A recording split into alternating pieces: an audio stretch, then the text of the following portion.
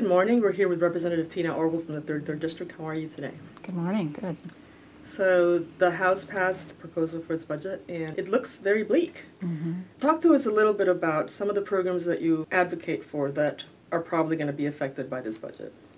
Well, looking at it, pretty much everything has been cut. There's nothing that went uncut in some way, whether it's education or human services or health care. What I've been trying to do is look at the programs that help those most in need. But even that is difficult. We have programs in schools that do the lunches, the nutrition programs. You know, they had $3 million of the $10 million cut. And that's going to really impact these high-need schools that pretty much have all free and reduced lunch. They're not going to have another place to go or be able to gather money in other areas. So, you know, we're talking about kids having healthy lunches to people losing health care to really major cuts in our universities. So it's hitting every place. It's sad. We've seen and heard so many stories already. I mean, so many really high-need families have lost benefits. They have their housing at risk. They could become homeless. People are losing their health care who have very serious chronic conditions, who may have the only option is to go to emergency rooms. So yeah, you know, the stories are real. People are really being impacted by these cuts. There's been numerous stories in the newspapers about how we have over 500 tax breaks and there are numerous tax loopholes in the law. Why aren't we doing anything about that? And I'm getting a lot of emails saying, please close tax loopholes. But I don't know that people realize that with 1053, the Iman initiative, not only does that not allow us to raise taxes without a 2/3 vote, but we cannot close tax loopholes without a 2/3 vote. It's considered revenue, and so with these 500, many have been reviewed and found that they're no longer creating jobs. They're really no longer having the benefit that they did when we first looked at them. But because of the 2/3 rule, we don't think we can pass any tax loopholes through the House and Senate at this time. That's very depressing and very frustrating, I'm sure, for you and your colleagues. Mm-hmm. Okay, let's talk a little bit about your bills. So 1997 has lost its pulse completely. It's dead.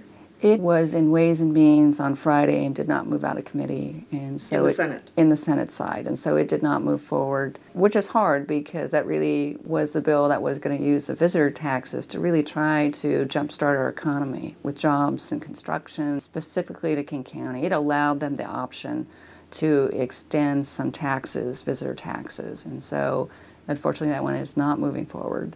So we're talking about, is it 7,500 jobs that are not going to be created in that King will County? not be created, especially for the building industry that's been so hard hit. Mm-hmm. And it also was helping the hotel and restaurant industries, which also have been really hurt in this recession, and that was a way of bringing in more people to our county.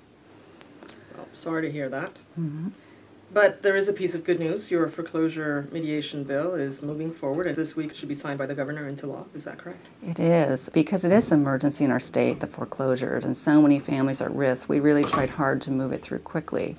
And so with her signature this week, they're going to start the training of housing counselors and mediators next month, because there's so many families that really need our help now. And so I'm really pleased that that one's moving so quickly. What prompted you to write this bill to begin with? It was actually a personal story. It was a woman that you met. There are so many people in my district that have been impacted by trying to reconfigure their loans to stay in their house. And Charlotte Gilbert, who lives in Normandy Park, who's really someone who has done so much to support our schools and our community. Most people know her. Their family has struggled for over 2 years to try to reconfigure their loan on their house to keep their home. And she had told me that she's redone her paperwork 5 times. They've lost it numerous times. She's talked to over 15 people in different banks and really was feeling like they were getting no response. And as I went through the district, I kept hearing this story over and over again about people trying to do the right thing, but just not getting a response. And so that's why it was so important in the bill, not only to provide housing counselors, but a process for them to get a review and an answer. I mean, imagine not knowing for 2 years.